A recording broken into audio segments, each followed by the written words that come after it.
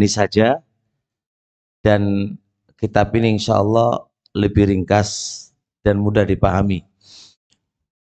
Dan perlu difahami, kitab Syarhus Sunnah lil Imam Al-Muzani itu juga berisi tentang pondasi-pondasi usul ahli sunnah, pondasi-pondasi ahli sunnah yang harus dipegangi. Karena seorang dinamakan ahli sunnah tidak hanya sekedar jenggotnya panjang, berpakai jubah, istrinya bercadar, bukan. Karena ahli sunnah itu adalah memiliki bangunan yang harus dibangun di atasnya kaidah-kaidah. Maka yang dikatakan ahlus sunnah itu apa? Dia berpegang dengan kaidah-kaidahnya ahlus sunnah wal jamaah. Dan ini yang harus dipahami dengan baik, sebab ahlus sunnah bukan sekedar nama, tapi dia harus memiliki pondasi-pondasi yang dibangun di atasnya orang-orang yang memeluknya. Baik, sebelum kita bahas tentang isi kitab, kita kenalkan dulu siapa sih Imam Al-Muzani. Siapa sih Imam Al-Muzani itu siapa? Beliau, Imam Al-Muzani itu adalah kunyanya Abu Ibrahim. Kunyanya Abu Ibrahim. Namanya adalah Ismail ibnu Yahya ibnu Ismail ibnu Amr ibnu Muslim Al-Muzani. Apal nggak ini tadi siapa namanya? Ismail ibnu Yahya. Ismail ibnu Yahya ibnu Ismail ibnu Amr ibnu Muslim Al-Muzani. Iya. Berarti Muzani itu apa? Nisbah kepada qabilah. Nisbah kepada apa? Qabilah. Nisbah kepada qabilah. Qabilah yang ada di kota Mesir. Qabilah, naam. Qabilah Muzainah. Qabilah Muzainah.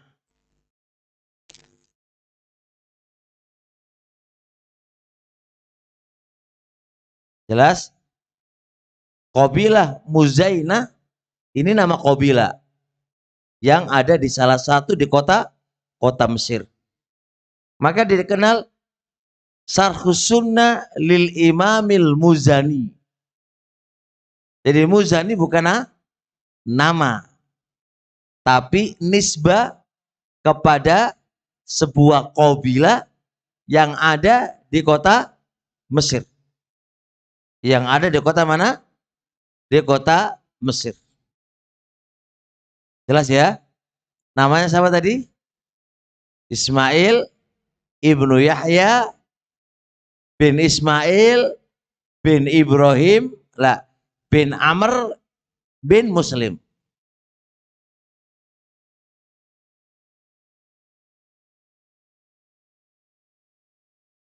Kemudian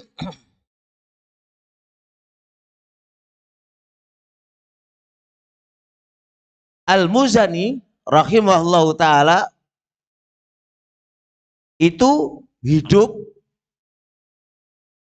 di zamannya, hidup sezaman dengan Malik ibnu Anas, Imam Malik, pengarang kitab Muwatta.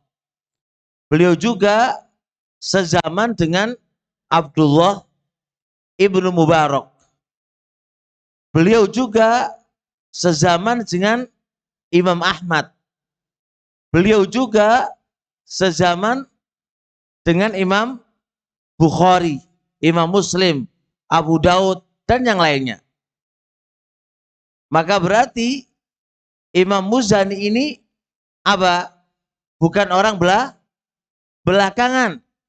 Akan tetapi beliau termasuk di masa tabi'in. Di masa tabi'in atau tabi'uta tabi'in.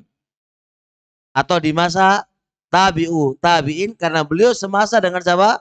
Malik ibnu Anas. Semasa dengan Abdullah ibnu Barak.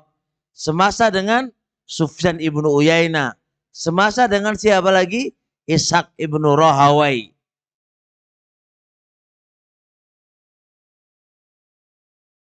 Kemudian di antara guru-gurunya Imam Al-Muzani, di antara guru-gurunya Imam Al-Muzani, sebagaimana yang disebutkan oleh Imam Dzahabi di dalam kitab Siyar, di antara guru-gurunya adalah Al-Imamu Asy-Syafi'i rahimahullahu taala. Al-Imamu Asy-Syafi'i rahimahullahu taala. Idzan Imam Syafi'i gurunya siapa? Punya murid namanya siapa? Imam Al-Muzani. Kitab yang kita bahas ini adalah muridnya siapa? Imam Asy-Syafi'i rahimahullahu taala.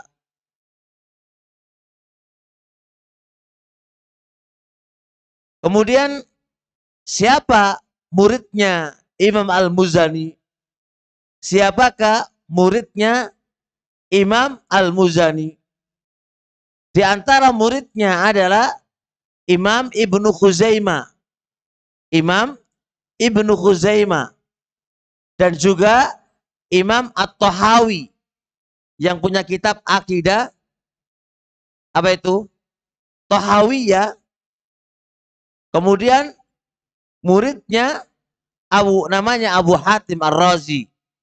Abu Hatim Ar-Razi. Kenapa kita kenalkan? Kenapa kita kenalkan siapa Imam Al-Muzani, siapa gurunya, dan siapa muridnya? Orang itu akan dikenal baik dan tidak baik. Dikenal berkualitas atau tidak berkualitas, itu adalah silsilah belajarnya, siapa gurunya. Kemudian bagaimana muridnya? Bagaimana muridnya? Kalau gurunya sudah juara lah gitu kan, muridnya juara gitu kan, otomatis dia termasuk orang yang juara. Kan begitu. Kalau seseorang, kalau kita ingin lihat orang ini bagaimana, kita lihat gurunya siapa. Kalau dia punya murid, gimana hasil muridnya? Maka kita akan lihat kualitas orang-orang tadi. Kita akan lihat kualitas orang-orang tadi. Tapi kalau orang itu gurunya aja nggak jelas siapa gurunya gitu kan. Terus muridnya siapa juga nggak jelas muridnya bagaimana. Bagaimana kita bisa menilai orang itu berkualitas? Jelas ya? Maka berarti kita bisa mengenal Imam Al-Muzani walaupun belum mengenal kitab dan tulisan beliau, maka terbayang di otak kita Imam Muzani itu orang hebat. Kok bisa? Gurunya aja orang hebat. Muridnya Imam Tahawi, Imam Ibnu Khuzaimah, Imam Abu Hatim Ar-Razi. Ini orang-orang hebat semuanya. Berarti ini orang hebat. Ini orang hebat.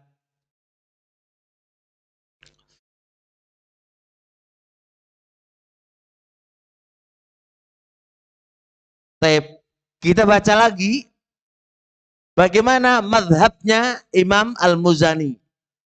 Mazhabnya kayak apa? Karena kita harus kenal Pak, ngaji kitab. Ngaji kitab kita harus ngerti siapa penulisnya gitu kan. Bagaimana mazhabnya Imam Al-Muzani? Mazhabnya Imam Al-Muzani adalah Syafi'iyul madhab. Syafi'iyul madhab. Madhabnya madhab Syafi'i. Jelas ya? Madhabnya madhab Imam Syafi'i. Kayak orang Indonesia. Syafi'iyah. Syafi'iyah. Maka kita juga belajar apa? Imam Al-Muzani yang madhabnya siapa? Madhabnya apa? Madhabnya Imam Syafi'i. Sampai-sampai Al-Imam Syafi'i rahimahullahu ta'ala berkata tentang beliau. Kata gurunya mengatakan Al-Muzaniyu nasiru madhabi. Imam Muzani adalah nasiru madhabi. Pembela madhabku. Gurunya sendiri yang merekomendasi, bayangkan. Imam Muzani adalah siapa? Nasiru madhabi. Pembela madhabku. Kemudian Al-Imamul Muzani rahimahullahu ta'ala min khawasi julasa Syafi'i. Termasuk murid khususnya Imam Syafi'i. Termasuk apa tadi? Murid khususnya Imam Syafi'i. Jadi kalau ada kata ada guru, biasa guru itu punya murid khusus, ada murid umum. Ini murid khusus. Yang namanya murid khusus berarti apa? Selalu mulazamah bersama beliaunya. Selalu apa? Mulazamah bersama beliaunya. Sampai-sampai Al-Imamul Muzani, beliau berkata sendiri, qara'tu kitabur risalah. Aku membaca kitabur risalah. Kitabur risalah itu kitabnya Imam Syafi'i yang dikatakan oleh ulama ahli usul kitab pertama kali yang menyusun ilmu usul fikih, kitab yang pertama kali menyusun ilmu usul fikih adalah Kitabur Risalah. Jadi tulisan ya yang menulis, yang menyusun, yang mengumpulkan ilmu usul fikih itu adalah Kitabur Risalah. Miliknya siapa? Imam Syafi'i. Beliau itu membaca Kitabur Risalah khamsa mi'ati marratin, 500 kali. Ping 500, bayangkan. Orang kok ping 100, ping 500. Kata beliau, ma min marratin illa wastafattu minha faedatan jadidatan lam astafidha fil ukhra. Per setiap kali aku membaca, tidaklah aku mendapatkan faedah yang baru. Tidaklah per setiap kali aku membaca, tidaklah aku kecuali mendapatkan faedah yang baru yang belum pernah saya dapatkan sebelumnya. Bayangkan. Jadi ping 500 kali itu per sekali baca itu oleh faedah. Membaca yang kedua oleh faedah mana? Yang belum dia dapatkan di bacaan yang pertama. Bisa dipahami nggih? Jelas gak? Berarti apa? Nambah faedah. Bayangkan. Bukan berarti beliau moco 500 kali itu karena nggak paham-paham. Beda kalau kita moco kitab diulang-ulang soalnya nggak paham-paham. Bukan. Dia itu paham banget. Cuma karena kitab ini luar biasa. Kitabur Risalah itu kitab yang luar biasa. Dan kita juga membaca kitab ini. Siapa yang masuk di bidang ilmu usul fikih, mau nggak mau kitab ini harus dibaca. Bagaimana Kitabur Risalah membahas masalah ilmu usul fikih.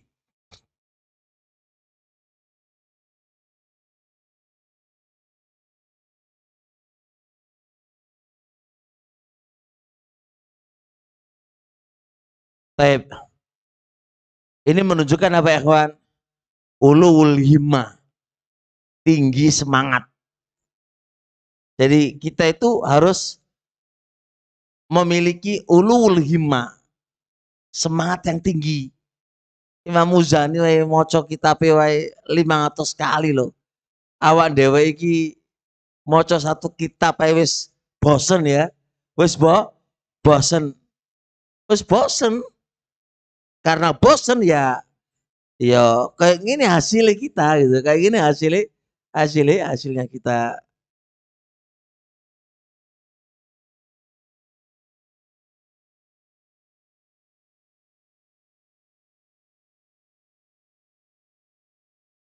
Baik. Kita lihat bagaimana komentar para ulama terhadap Imam Al-Muzani rahimahullahu ta'ala.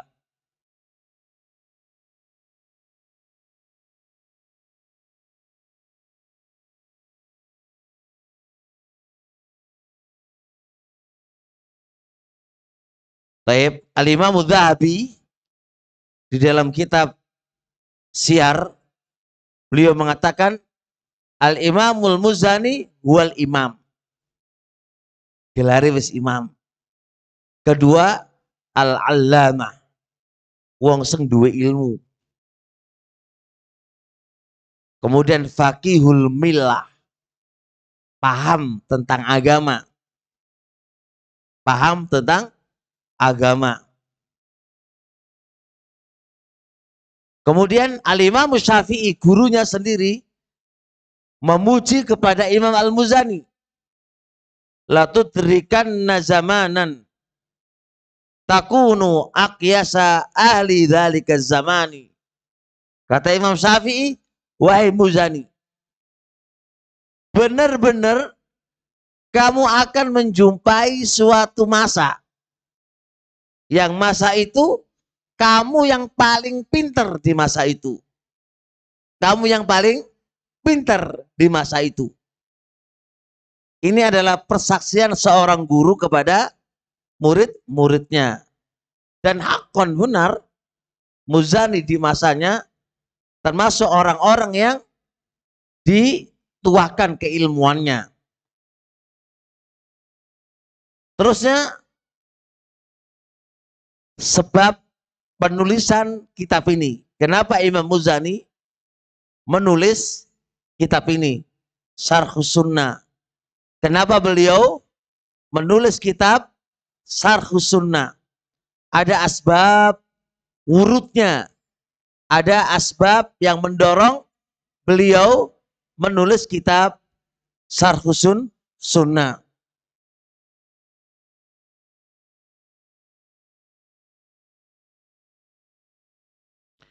Baik. Para ulama duduk di suatu majelis. Namanya majelis mudzakarah. Ada namanya majelis apa? Majelis mudzakarah. Ono majelis belajar, ono majelis mau'idhah, ono majelis mudzakarah. Majelis mudzakarah itu bukan majelis antar guru sama murid, bukan. Podo ulama'i. Duduk-duduk mudzakarah tentang ilmu. Mudzakarah tentang ilmu. Mengingat-ingat tentang ilmu. Berbagi faedah tentang ilmu. Duduklah mereka. Setelah itu fajara bainahum dzikru ulama'i bidzalik. Terus terjadi penyebutan siapa-siapa ulama di masa kini. Siapa-siapa ulama di masa kini. Namanya mudzakarah kan. Disebutlah Imam Malik. Satu lagi nyebut Imam Syafi'i. Satu lagi menyebut Abu Hanifah. Satu lagi menyebut Sufyan Ats-Tsauri. Siapa? Terus disebutin ulama-ulama. Di antara ulama itu disebutkanlah Imam Al-Muzani. Jelas ya? Ternyata ketika menyebutkan Imam Al-Muzani, ada seseorang yang mengkritik. Enggak, saya enggak setuju kalau Muzani disebutkan di deretan para ulama. Paham ya? Jelas. Terus seorang penentang tadi bilang apa? Huwa laisa min jumlatil ulama. Muzani bukan deretan para ulama katanya. Para ulama kaget. Loh kok iso? Qalu walimadhalik. Kenapa? Kenapa Anda keluarkan dia dari deretan para ulama? Lish, kenapa memangnya? Kita lihat. Para ulama ikhwan, ketika sudah diskusi, terus nyebut masalah orang, maka nggak mudah menerima. Apalagi Muzani sudah terkenal seorang ahlus sunnah dan keilmuannya sudah mu'tabar. Kok ada orang yang ngritiki dan dia mengeluarkannya dari deretan para ulama. Maka dia pun bertanya kenapa? Kenapa? Kan itu butuh alasan. Kenapa? Kata si penentang tadi mengatakan sami'tuhu yatakallamu fil qadari. Saya dengar-dengar dia itu berbicara masalah takdir. Lalu dia membantah. Ini kritikan pertama. Dia adalah bicara masalah takdir. Yang kedua, dia bicara tentang ilmu agama dengan kias. Ketiga, dia berbicara tentang Al-Quran dan dia tawakuf. Tawakuf itu apa? Diem, nggak komentar. Apakah Al-Quran itu makhluk atau bukan makhluk? Jelas? Itu beberapa kritikan terhadap Imam Al-Muzani. Tadi apa tadi katanya? Dia berbicara masalah takdir. Yang kedua, berbicara tentang agama dengan akal dan kias. Ketiga, dia berbicara tentang Al-Quran dan dia tawakuf. Apa tawakuf? Diam tentang Al-Quran. Diam tentang Al-Quran. Tidak bilang apakah Al-Quran itu makhluk atau bukan makhluk gitu kan. Harusnya kan Al-Quran kalamullah. Tapi ini enggak, diam. Maka ini sebab poin-poin inilah si penentang tadi tidak memasukkannya ke deretan para ulama. Setelah itu berita ini membuat sedih para ulama yang lain.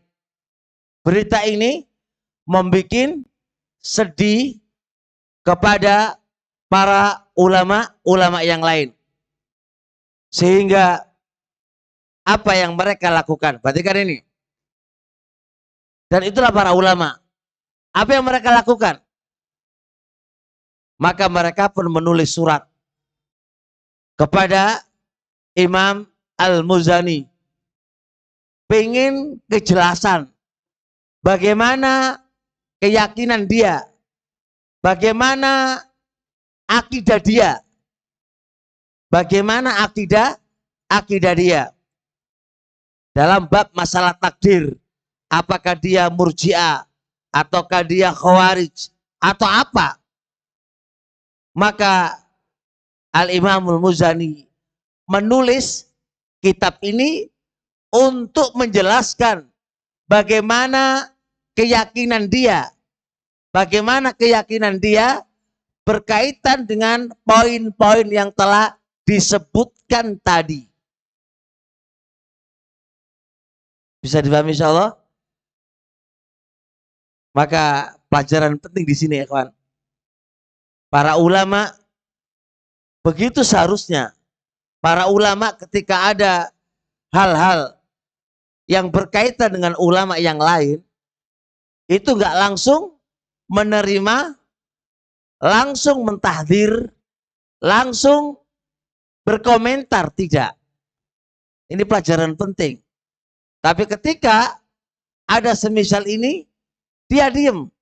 Lalu dia menulis surat. Atau dia bertasabut. Atau dia meminta penjelasan kepada orang yang berkaitan.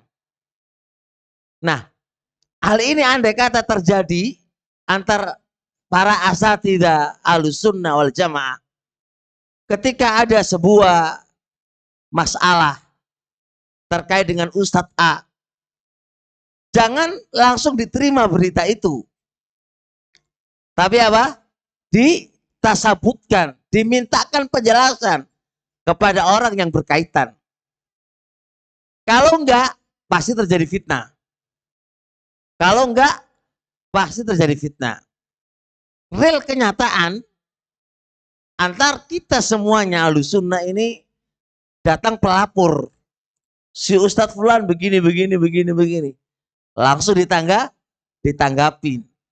Kemudian keluarlah video atau muhadharah khusus tentang orang-orang tadi. Padahal itu baru laporan yang ada. Padahal belum mesti kenyataannya semisal itu. Tapi karena pelapor itu dipercaya oleh si Ustadz tadi, maka seakan-akan itu sebuah kebenaran. Padahal belum mesti kebenaran. Maka terjadilah fitnah. Fitnah yang ada di antara kita. Seharusnya nggak begitu cara mainnya. Pelapor bisa diterima. Karena namanya pelapor bisa jadi dia gagal paham. Ya kan? Dia bisa memahami bukan pada tempatnya. Seharusnya disimpan dulu dan akan ditemui orang yang berkaitan. Kalaupun itu andai kata benar, dinasihati 4 mata. Kan begitu seharusnya. Karena terkadang Ustadz tadi nggak punya keberanian untuk menasihati 4 mata. Beraninya di depan umum lalu mentahdir. Ini nggak pas. Makanya pelajaran ini penting banget. Pelajaran ini penting banget. Bagaimana sikap para ulama ketika datang sebuah kabar tentang ulama yang lain. Tentang ulama yang lain. Maka beliaulah nulis tulisan ini.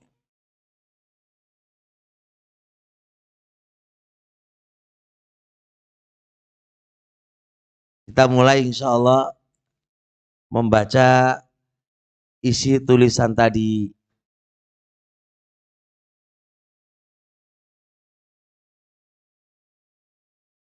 Ditulis G, karena saya akan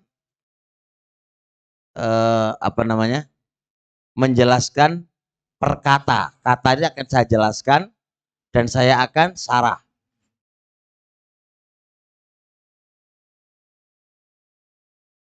Baik. Berarti kan isi kitabnya apa? Syarhus Sunnah, gitu. Judul kitabnya apa tadi? Syarhus Sunnah. Apa makna syarhu? Apa makna syarhu? Asyarhu adalah at-tawdih wa tabyin. Itu penjelasan. Asyarhu itu artinya apa? Tawdih wa tabyin, penjelasan. Yang namanya penjelasan itu berarti apa? Awalnya belum jelas, lalu dijelaskan. Berarti dari sini kita akan bisa paham, dari judul kitab, kita akan paham dengan sebab penulisan. Ya kan? Coba hubungkan antara penamaan kitab syarhu yang artinya penjelas dengan sebab penulisan kitab. Berarti etikotnya Imam Muzani itu belum jelas itu kan. Dan pingin dia menjelaskan. Yang namanya penjelasan itu apa? Yang awalnya belum jelas, bagaimana biar jelas. Itu namanya syarhu. Berarti keyakinan Al-Muzani di sisi sebagian orang itu belum jelas. Maka dia ingin menjelaskan. Itulah makna asyarhu.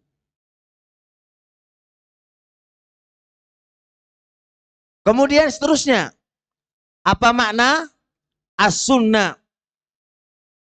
Apa makna as-sunnah? Apa as-sunnah? As-sunnah di sini bermakna akidah. Syarhus sunnah ay penjelasan tentang akidah.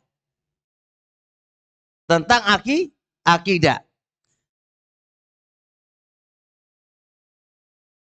Kenapa sunnah diartikan akidah? Jadi ingat loh, nanti kalau orang nggak membaca syarah, nanti dia salah paham. Dia bilang menjelaskan sunnah. Apa sunnah? Sunnah Nabi. Perbuatan Nabi, ucapan Nabi, takrir Nabi. Ora, bukan itu maksudnya. Nanti kalau dia salah paham lagi, apa makna sunnah? Sunnah adalah sinonim mustahab. Itu mustahab. Lawannya wajib. Ya ora. Gagal paham lagi nanti kayak gini ini. Makanya baca kitab ini kayak usul-usul al-Imam Ahmad, usul-usul al-Humaidi, apa syarhus sunnah li apa namanya? Lil Muzani atau usul-usul li Ibnu Zamnin. Itu semuanya harus memakai sarannya para ulama dan harus banyak membaca. Kalau enggak gagal paham. Karena ini kitab-kitab dasar. Kitab dasar itu kitab global. Kalau tidak dipahamkan dengan orang yang memiliki kemampuan, maka bisa jadi gagal paham. Dari kitab Syarhus Sunnah saja, wes makna sunnah. Nanti kalau dia nggak paham, lari kemana-mana ini. Ya kan, lari kemana-mana. Maka as-sunnah huna bimana apa akidah. Bimana akidah. Pertanyaannya, kenapa akidah dinamakan sunnah? Kenapa akidah dinamakan sunnah? Dijelaskan karena akidah itu la majala lirra'i fiha. Tidak boleh masuk di dalam akidah akal. Dan tidak boleh masuk di dalam akidah ijtihadnya orang yang berijtihad. Karena nggak boleh masuk akal dan ijtihadnya orang yang berijtihad, maka akidah dinamakan sunnah. Karena sunnah kan datang dari Nabi, ya kan? Sunnah kan datang dari Nabi. Itulah asal usul kenapa akidah dinamakan sunnah. Kalau orang sudah bilang sunnah, berarti apa? Itu berarti sudah dipahami datangnya dari Nabi. Orang oleh pakai akal, kan gitu kan? Nah, akidah dinamakan sunnah, ini juga apa? Menunjukkan babul akidah adalah bab yang tidak boleh pakai akal di dalamnya. Dah, ngantuk ini, yang ngantuk. Lah, suaraku kencengi pol loh iki.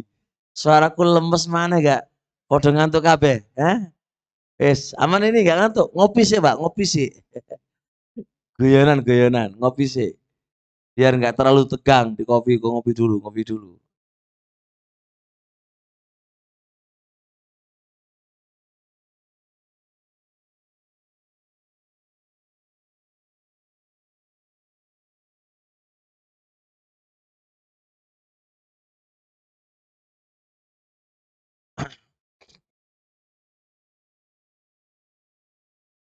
Kemudian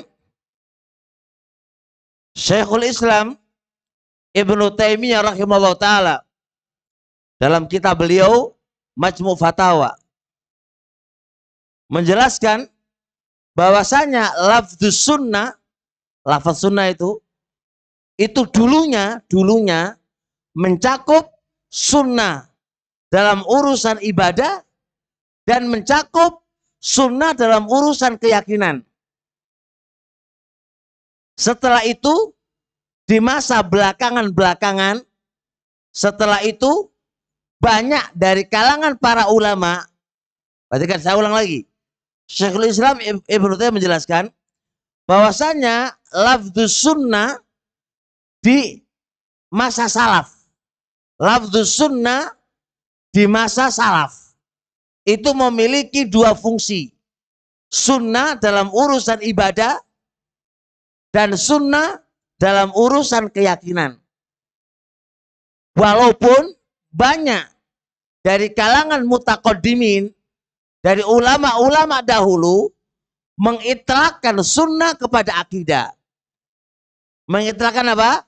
Sunnah kepada pemakaian sunnah itu dibawa kepada urusan apa? Akidah. Sebagaimana ucapan Ibnu Mas'ud, Ubay bin Ka'ab, Abi Darda mengatakan, iktisadun fi sunnatin khairun min ijtihadin fi bid'atin. Lihat ucapan Abdullah bin Mas'ud. Iktisadun, ismul iktisad. Iktisad apa? Melakukan apa adanya. Fi sunnat, ismul sunnah, ay fil akidah. Itu lebih baik daripada bersungguh-sungguh tapi di dalam perkara bid'ah. Sunnah lawannya apa? Bid'ah. Sedangkan sunnah lawannya bid'ah berarti masuk dalam urusan apa? Keyakinan. Jadi iktisad, jalankan ibadah walaupun sedikit tapi di atas sunnah. Itu lebih baik daripada ibadah sengwake tapi di atas bid'ah. Maka sunnah ini adalah lawannya apa? Lawannya bid'ah. Sedangkan lawannya bid'ah berarti urusan apa? I'tiqad, urusan keyakinan. Kemudian Ibnu Rajab menjelaskan di masa-masa belakangan sudah menjadi tradisi. Sunnah itu adalah diletakkan di babul i'tiqad. Karena apa?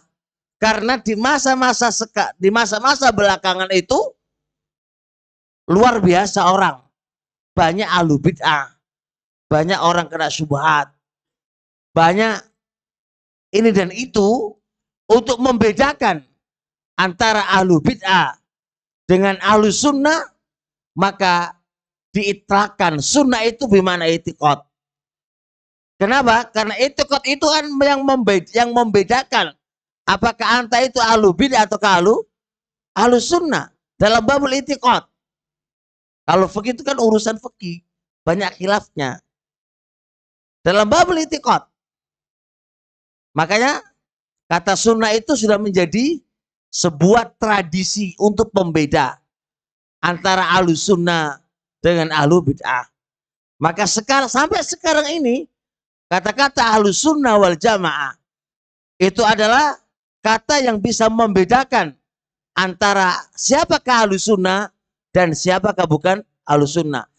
Terus ahlu sunnah sekarang sudah menjadi kata global. Maka kata yang lebih khusus adalah kata salafi. Maka salafi itu adalah kata yang lebih khusus dari kata-kata ahlus sunnah. Dan ini disyariatkan dikarenakan apa? Dikarenakan untuk membeda antara satu dengan yang lainnya. Pembeda dalam sisi pemikiran, pembeda dalam sisi berakidah. Maka ini pembeda antara satu dengan yang lainnya maka dinamakanlah menjadi apa? Salafi. Dulu Ahlussunnah mencukup. Di masa-masa sebelum ini cukup penyamaan Ahlussunnah wal Jamaah. Tapi setelah itu Ahlussunnah adalah lawannya Syiah. Asy'ariyah Ahlussunnah, Maturidiyah Ahlussunnah. Semua menamakan dirinya Ahlussunnah. Ahlussunnah itu lawannya Syiah. Berarti masih kata global kan Ahlussunnah? Maka muncullah nama khusus, yaitu Salafi. Membedakan siapakah Salafi dari Asy'ariyah, Maturidiyah, Mu'tazilah, Jahmiyah, Khawarij, Murji'ah dan yang lainnya. Maka Salafi ini adalah berbeda dengan mereka semuanya. Berbeda dengan mereka semuanya. Nah, kalau kita sudah mengatasnamakan diri kita Salafi, berarti kita harus paham apa usul Salafi. Yang dibangun di atasnya itu apa? Kita harus pahami dan harus kita yakini. Orang komen sekedar apa? Aku Salafi mek nama tok. Ya kan? Nah, tapi enggak dong, apa itu Salafi, apa itu Ahlussunnah. Ahlussunnah itu apa sih? Bukan kerupuk dan kacang gitu kan. Tapi sebuah keyakinan yang harus diyakini. Bukan sebuah organisasi. Ahlussunnah bukan organisasi yang ada ketuanya gitu kan. Bukan, ketuanya Rasulullah ya kan. Ya, Ahlussunnah bukan berorganisasi. Enggak ada organisasinya Ahlussunnah. Taib.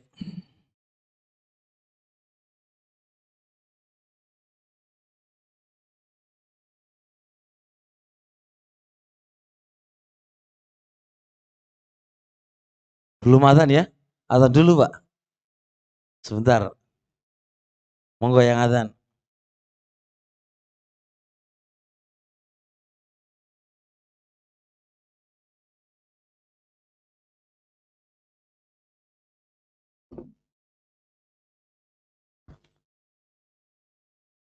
Allah.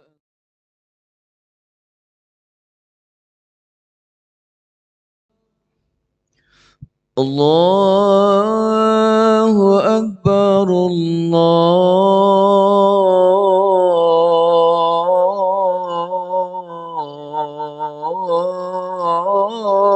Allahu Akbar. Asyhadu an la ilaha illallah.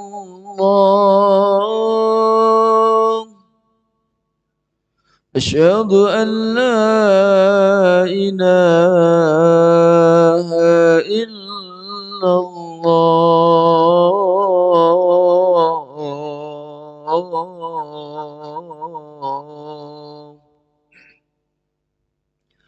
أشهد أن محمد رسول الله. أشهد أن محمد رسول الله.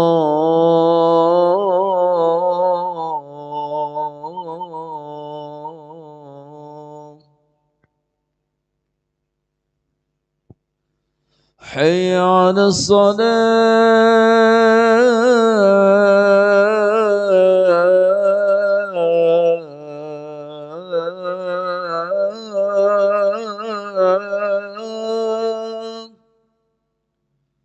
حي على الصلاة.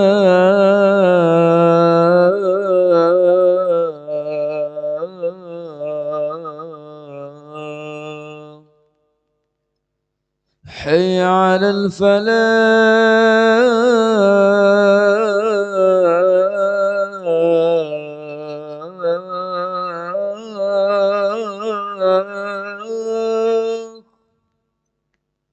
حي على الفلاح.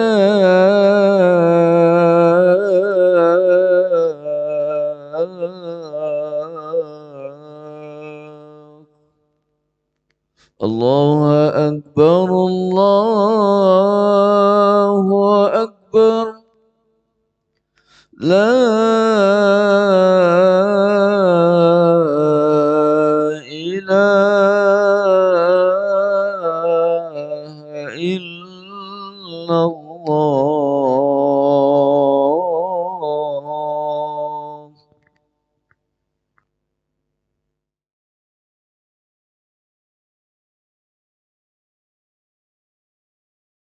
Ya, lanjut ini, Pak.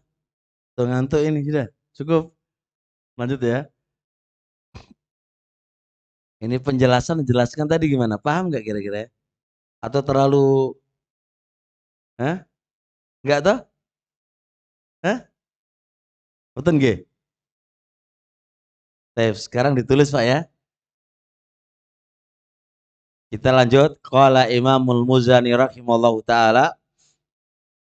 Imam Muzani menulis kitab beliau diawali dengan Bismillahirrahmanirrahim. Bismillahirrahmanirrahim. Adakah situ? Di awal Pak, di awal. Baru awal.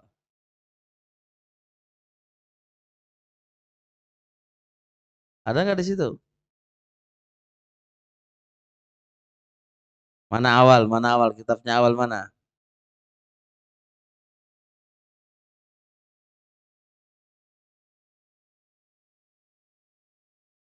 Gak ada. Hah? Terus ada apa di situ? Terus setelah mukadimah? Hah? Terus ada asomanallahu wa iyyakum bittaqwa, ada nggak situ? Ya, ada kan? Di depan di atas ada bismillah nggak? Wah, terjemahnya yang pas kala itu. Di pengantar.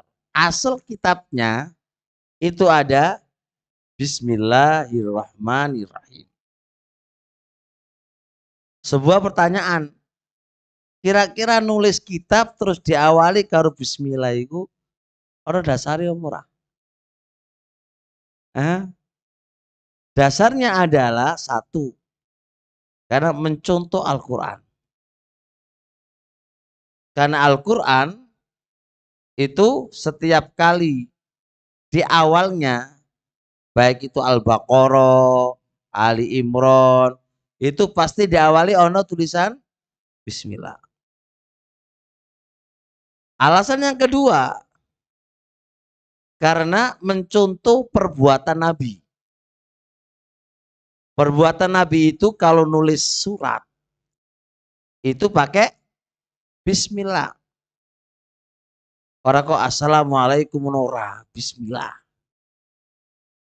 Karena assalamualaikum itu disyariatkan ketika ketemu dan berbicara. Ya kan? Kalau menulis itu pakai bismillah.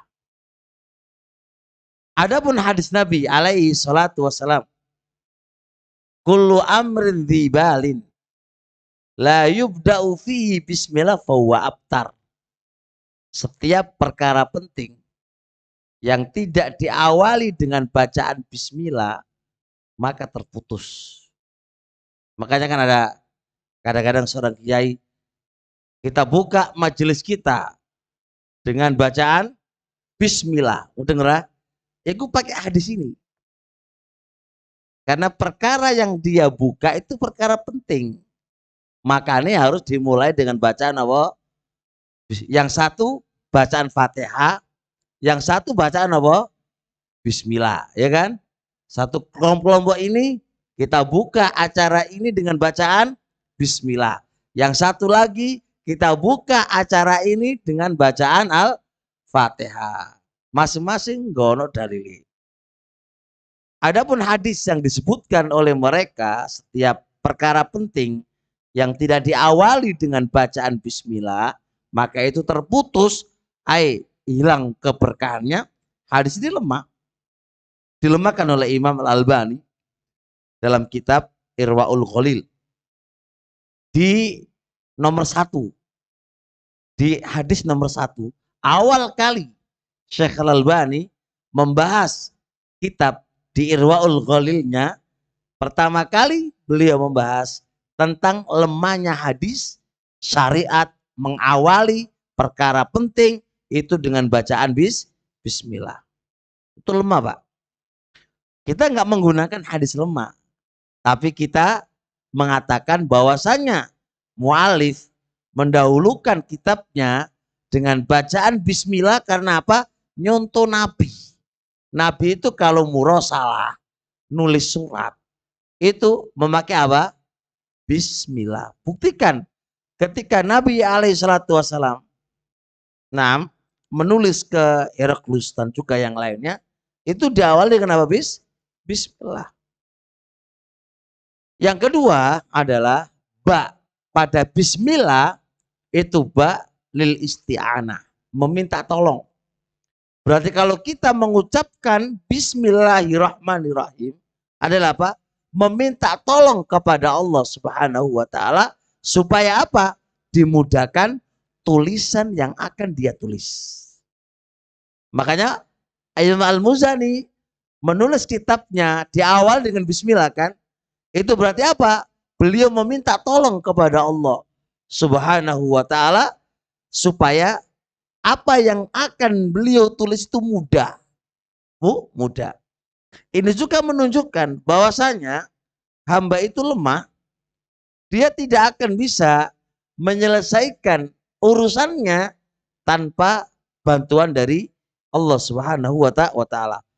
Bayangkan Allah menggandingkan iyyaka na'budu wa iyyaka nasta'in. Kenapa Allah gandengkan di situ? Karena ibadah Anda tidak akan bisa terwujud tanpa apa? Isti'anah. Makanya iyyaka na'budu wa iyyaka nasta'in. Digandengkan antara ubudiyah kita kepada Allah dengan isti'anah. Itu sebuah pemahaman, kata Ibnu Qayyim rahimallahu ta'ala mengatakan bahwasanya apa? Sebuah ibadah, apa aja bentuk ibadah, gak akan bisa jalan tanpa pertolongan dari Allah Subhanahu wa ta'ala. Kita ngaji ini, Pak, gak akan bisa jalan tanpa pertolongan Allah. Kita ngaji terus melek, gak ngantuk, gak bakal bisa tanpa pertolongan dari Allah Subhanahu wa ta'ala. Apapun bentuk urusan apa saja, itu harus ada pertolongan. La haula wala quwata illa ismana la haula. Tidak ada yang bisa merubah dari satu keadaan ke keadaan yang lain. Dan tidak akan ada kekuatan untuk bisa merubah dari satu keadaan ke keadaan kecuali Allah Subhanahu wa taala. Makanya haula itu dari hala yahulu haulan, itu merubah. Jaluk dengan Allah kan gitu kan. Makanya kita ngaji, minta sama Allah supaya diselesaikan. Ya kan? Karena tanpa Allah nggak bakal bisa. Kita ngaji semangat, nggak ada futur, nggak ada lemes, selalu semangat, nggak akan bisa kecuali Allah. Makanya pentingnya kita meminta tolong kepada Allah dalam semua urusan kita. Bisa dipahami ya? Jadi Imam Muzani mengawali kitabnya dengan tulisan bismillah apa? 3 alasan. Pertama apa tadi? Mencontoh Al-Quran. Yang kedua, mencontoh Rasulullah. Ketiga, kita tambahi. Ketiga, mencontoh ulama-ulama sebelumnya. Keempat adalah meminta tolong kepada Allah supaya diselesaikan, dimudahkan urusan beliau di dalam menjelaskan akidah-akidah beliaunya. Dengar ora?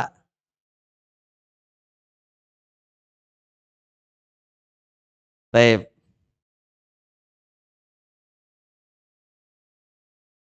Kita bahas bismillah.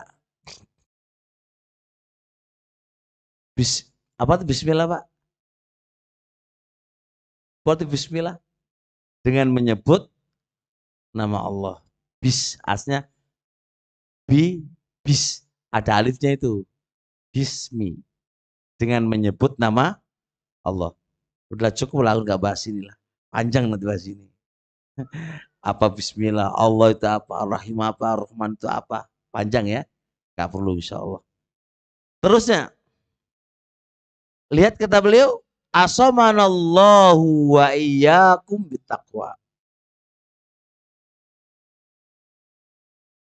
Sama Umi. Asamanallahu wa iyyakum bittaqwa. Lihat ini. Semoga Allah menjaga kita. Wa iyyakum dan kalian. Bittaqwa dengan takwa. Lihat. Imam Muzani rahimallahu ta'ala pakai bahasa asamanallahu. Semoga Allah menjaga kita dan kalian. Ini doa. Ini doa. Dan kebiasaan para ulama itu selalu apa?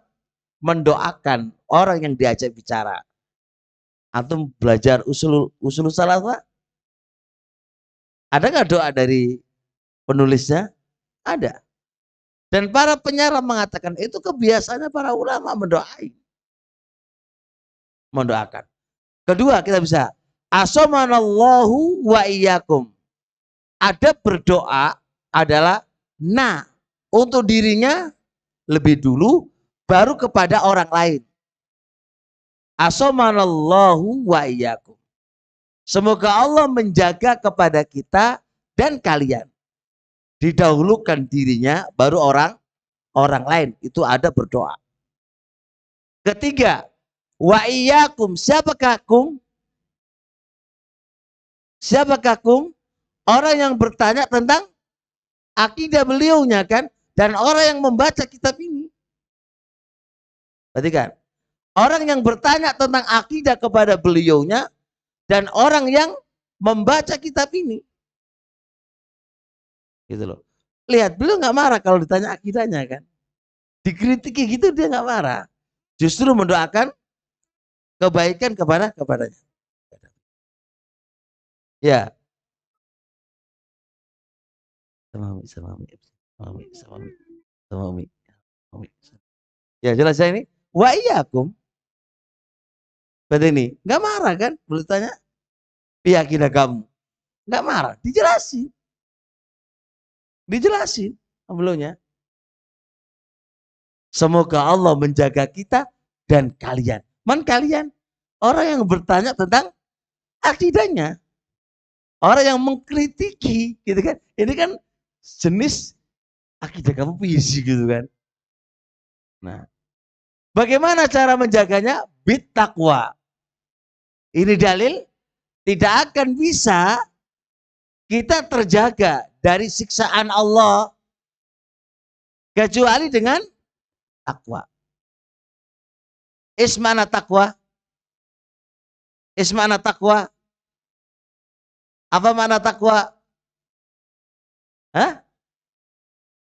Menjalankan perintah dan menjauhi larangan. Bicara nih menjalankan perintah, menjauhi larangan.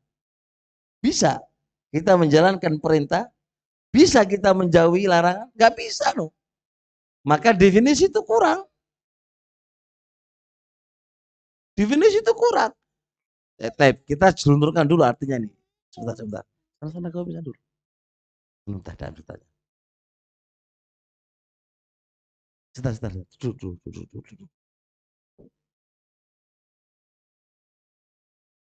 Ini Rasul juga pernah ngajar, Pak. Ada Hasan dan Husain. Gak jadi. Duduk di sini. Duduk. Oh. Ya. Di sini. Duduk. Iya.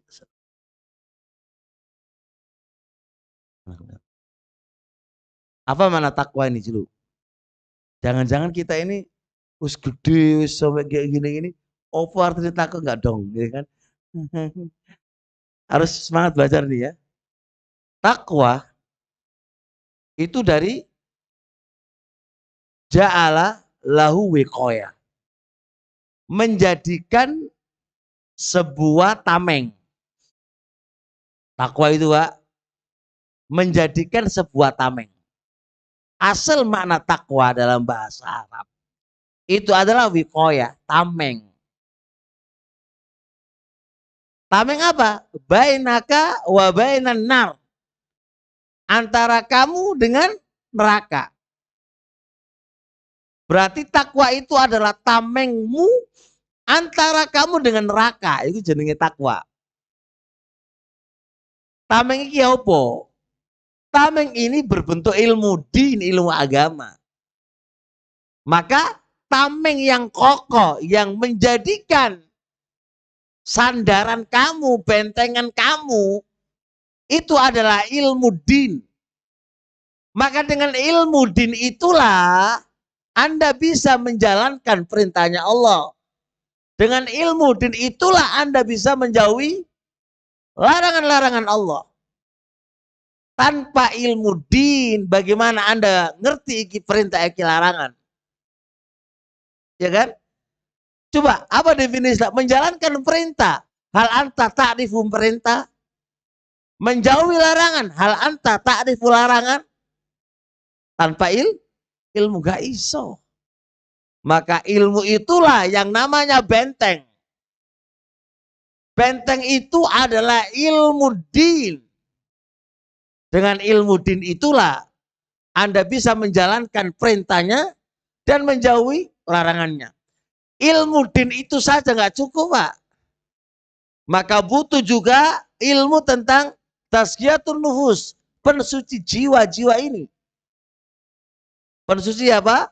Jiwa. Karena yang membuat berat menjalankan perintah dan menjauhi larangan adalah maksiat kan? Dan maksiat larinya di mana? Di hati kan? Maka kita butuh ilmu tazkiyatun nufus, pensuci jiwa. Maka berarti ini senada dengan sabda Nabi alaihi salatu wassalam, man salaka tariqan yaltamisu fi ilma sahalallahu lahu bihi tariqan ilal jannah. Ilmu adalah jalan menuju surga dengan ilmu kan. Wa taqwa. Bahwa takwa.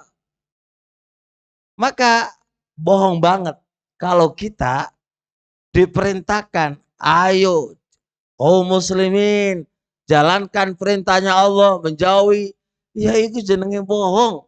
Kalau dia nggak punya ilmu gimana caranya? Sekarang anak kasih contoh logika saja. Anda masuk sebuah perusahaan. Lalu anak katakan kepada dia, jadilah kamu abdi yang benar. Jadilah kamu pegawai yang benar. Masuk akal nggak? Tanpa ngerti aturan-aturan perusahaan. Baru dikatakan orang itu menjadi pegawai yang benar. Kalau apa? Taat kepada. Gimana dia bisa taat dan menjauhi larangan? Kalau ngerti dulu kan. Ngerti dulu baru bisa menjalankan aturan-aturan perusahaan. Maka kalau kita nggak punya benteng, yo mlebu neraka gampang. Orang di benteng, mlebu neraka gampang. Makanya mencari ilmu itu yang paling susah. Karena iblis disebutkan oleh Ibnul Jauzi dalam kitab Talbisu Iblis. Ibnul Jauzi dalam kitab Talbisu Iblis. Perangkap pertama yang dipakai oleh iblis untuk menggoda manusia adalah apa? Piye carane menungso iki bodoh tentang agamanya. Itu yang pertama. Makanya jangan heran majelis ilmu itu sepi. Apalagi ngaji kitab. Apalagi ngaji kitab. Itu sepi. Karena apa? Karena ngaji kitab itu ngaji sing iso minterno. Makanya iblis piye carane wong iki bodoh tentang agamanya. Karena kebodohan itu adalah kegelapan dan ilmu itu cahaya. Baik, sekarang kasih contoh. Ketika musuh itu apa namanya? Punya mata. Gelap bisa melihat, terang bisa melihat, itu musuh. Ketika dan kita gak bisa melihat kecuali ada penerang. Kalau nggak ada pertolongan kita nggak bisa melihat. Otomatis bagaimana caranya musuh kita bisa membunuh kita? Lampunya dimatikan lebih dulu. Ya enggak? Mudah untuk dibunuh. Kita melihat, dia nggak bisa melihat kita. Maka perangkap-perangkap kedua, ketiga, keempat yang akan dibikin oleh iblis itu mudah. Kalau perangkap pertama ini apa? Dia bisa sukseskan. Makanya iblis sumber begini. Iblis sumber begini. Demi Allah. Menggoda satu alim. Lebih susah bagi dia ketimbang menggoda 1000 orang ahlu ibadah. Ahlu ibadah itu godai gampang. Soalnya orang duwe ilmu. Kalau nggodo wong sing duwe ilmu satu orang itu susah bagi dia. Makanya iblis itu masya luar biasa. Wes pengen ngaji. Ini contoh, mohon maaf ini pengen ngaji. Alhamdulillah lolos. Ngono iku di majelis ilmu bicaranya enggak fokus dalam pelajaran. Ya ora. Ya ora. Bicaranya enggak fokus. Oh no way. Biar intinya Anda itu hadir di majelis ilmu, mek badanmu tok, pikiranmu iku ora fokus. Bicaranya kamu itu bodoh tentang agamanya. Ngono iku saya digawe ngantuk sama iblis, ya kan? Saya digawe ngantuk sama iblis. Deloken. Nah saiki nang tayangkan orkes di depannya sampean. Ngantuk-ngantuk lah melek. Walaupun cuapek gitu kan melek. Makanya gak ada pemain bola itu ngantuk. Ono ora pemain bola ngantuk. Tapi pemain ngaji banyak yang ngantuk. Yo ora. Ada gak pemain bola gak fokus? Ora ono Pak. Itu aib di Indonesia di dunia. Tapi pemain ngaji iku wake gak fokus. Apa mana kiper? Mosok kiper terus ono anak seliwang-seliwing, ono bola lak mlebu ngono. Tapi kalau ngaji, ono ae urusane. Urusan anak, urusan ngantuk, urusan HP, wis ono ae. Nah itu memang pinternya iblis. Piye carane?